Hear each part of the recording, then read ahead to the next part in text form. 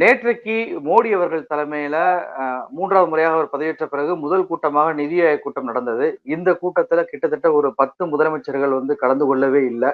மிக முக்கியமாக இதுல முதல்ல கலந்து கொள்ள மாட்டேன் அப்படின்னு சொல்லி அறிவித்தவர் முதலமைச்சரான மு.க. ஸ்டாலின் அவர்கள் தான். அவரை தொடர்ந்து தான் எல்லா முதலமைச்சர்களுமே கலந்து கொள்ள மாட்டேன் அப்படின்னு சொல்லி சொன்னாங்க. முதலமைச்சர்களே இல்லாம வெறுமன பாஜகவுடைய முதலமைச்சரை வச்சு மட்டுமே இந்த கூட்டம் நடத்தப்பட்டிருக்கு. எப்படி பாக்குறீங்க? இந்த கூட்டத்துல மோடி அவர்கள் என்ன பேசினார்? கொஞ்சம் விரிவா சொல்லுங்க. முதலில் இந்த நிதி ஆயோக் என்பதே தேவையற்ற ஒரு அமைப்பு தான்.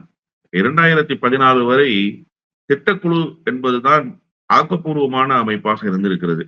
பிளானிங் கமிஷன் தான். பிளானிங் கமிஷனுக்கு சேர்மன் பிரதமராக இருப்பார்.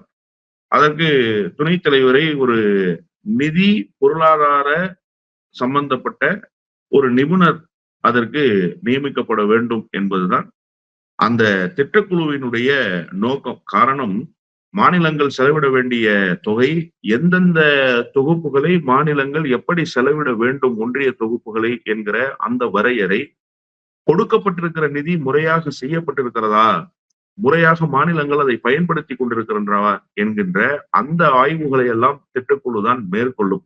உதாரணமாக சொல்ல வேண்டும் என்று சொன்னால், நம்முடைய முன்னாள் பிரதமர் மன்மோகன் சிங் அவர்கள் ராஜீவ்காந்தியினுடைய ஆட்சி காலத்தில் திட்டக்குழுவுக்கு துணைத் தலைவராக இருந்திருக்கிறார். அப்படிப்பட்ட பொருளாதார நிபுணர்கள் எல்லாம் திட்டக்குழுவுக்கு துணைத் தலைவர்களாக இருந்து திட்டங்களை வகுத்து தருகிற இடத்தில் இருந்த அந்த திட்டக்குழு வேண்டுமென்றே கட்டாயமாக அது கலைக்கப்பட்டது. அது கலைக்கப்பட்டதனுடைய நோக்கம் என்ன? உங்களுக்கு என்ன அதை கலைக்க வேண்டும் என்கிற எண்ணம்? இதே 2007ஆம் ஆண்டு ஒரு முதலமைச்சர் திட்டக்குழுவினுடைய கூட்டத்தில் பேசுகிறார். மாநிலத்தினுடைய வளர்ச்சியை உள்ளடக்கியதுதான் இந்தியாவினுடைய வளர்ச்சி. வெறும் மாநிலங்கள் இல்லாமல் இந்தியா என்கின்ற அந்த கட்டமைப்பு வளர வேண்டும் என்று நினைத்தால் அது வளர்ச்சியாகவே இருக்காது. அந்த வளர்ச்சி இந்திய துணை கண்டத்துக்கு பயன் தராது. எனவே நீங்கள் நிதியை நீங்களே வைத்துக் கொண்டு செலவு செய்ய வேண்டும் என்று நினைக்காதீர்கள். மாநிலங்களுக்கு பகிர்ந்து கொடுங்கள். மாநிலங்கள் வளர்ச்சி அடைகிற போதுதான் ஒட்டுமொத்த இந்தியாவினுடைய வளர்ச்சி கணக்கில் கொள்ளப்படும்னு ஒரு முதலமைச்சர் 2006ஆம் ஆண்டு பேசினார். அவர் யாராக இருக்கும் என்று நீங்கள் கருதுகிறீர்கள்? தமிழ்நாட்டின் முதலமைச்சராக இருந்த மரியாதைக்குரிய கலைஞர் அவர்களாக இருக்கும் என்று நீங்கள் நினைக்கக்கூடும். அல்லது மம்தா பானர்ஜி போன்றவர்களாக இருக்கலாம் என்று நீங்கள் நினைக்கக்கூடும். இல்லை, மாறாக குஜராத்தினுடைய முதலமைச்சராக இருந்த இன்றைய பிரதமர் மோடி தான் அன்றைக்கு அப்படி பேசினார். நாம் பேசுவது போன்ற குரலிலேயே பேசியிருக்கிறார் என்று நீங்கள் வைத்துக் கொள்ள வேண்டும். இதற்கெல்லாம் காரணம், முதலமைச்சர்கள் அன்றைக்கு முறையிடுகிற சூழல் நிதி கூட்டங்களில் இருந்தது, திட்டக்குழு கூட்டங்களில் இருந்தது. இதற்கு பெயர் தான் நிதி ஆயோக். ஆனால் இது நிதி சம்பந்தப்பட்ட கூட்டம் அல்ல. பாஜகவினர் பலர் என்ன நினைத்துக் கொண்டிருக்கிறார்கள் தமிழ்நாட்டில் என்று சொன்னால், இது நிதி ஆயோக் என்பதே நிதி ஒதுக்குகிற கூட்டம். இந்த கூட்டத்துக்கு சில நேற்றைக்கு கூட ஒன்றிய அமைச்சராக இருக்கிற மரியாதைக்குரிய அண்ணன் எல் முருகன் வேண்டுமென்றே பேசினாரா, அல்ல அவருக்கு அந்த அறிவு இல்லையா என்பது நமக்கு தெரியவில்லை. அவர் சொல்லுகிறார், நீங்கள் நிதி ஆயோக் கூட்டத்தில் கலந்து கொண்டு நிதியை பெற்று வந்திருக்க வேண்டாமா என்கிறார். நிதி ஒதுக்குவது குறித்து எங்காவது நிதி ஆயோக் கூட்டத்தில் பேசப்படுகிறதா?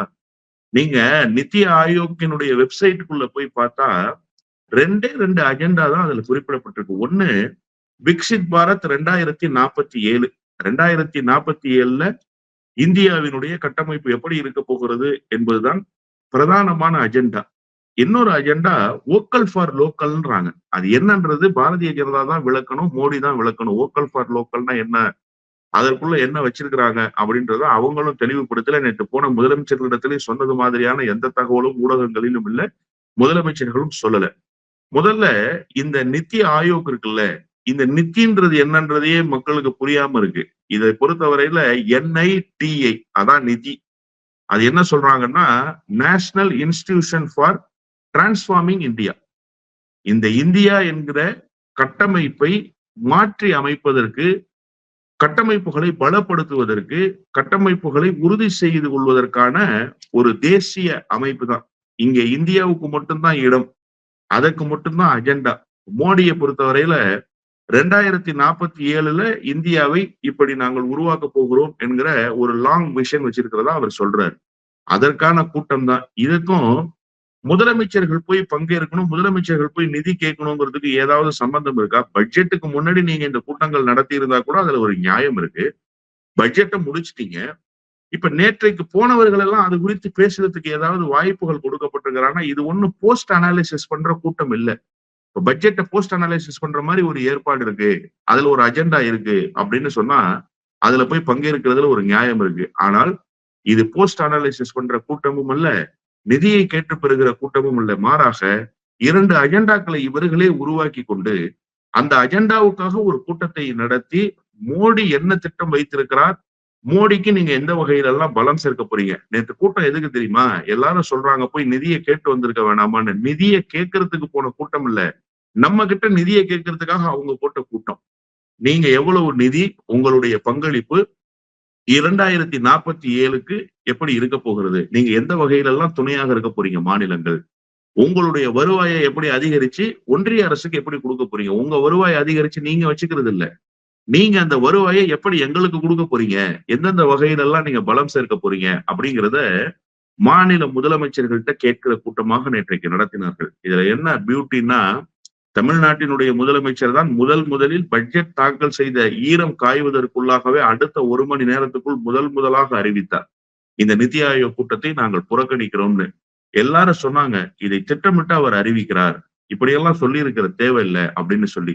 எனக்கு நிதி ஒதுக்காத நீ, உனக்கு என்னிடம் இருந்து பெற வேண்டிய நிதியை நீ கேட்டு எந்த விவரமும் பெற்றுக்கொள்ள கூடாது, உனக்கு நான் எந்தெந்த வகையில எல்லாம் துணை நிற்பேங்கிறத சொல்ல மாட்டேன், அந்த கூட்டத்திலேயே நான் கலந்து கொள்ள மாட்டேன் என்பதுதான் முழுமையான எதிர்ப்பு.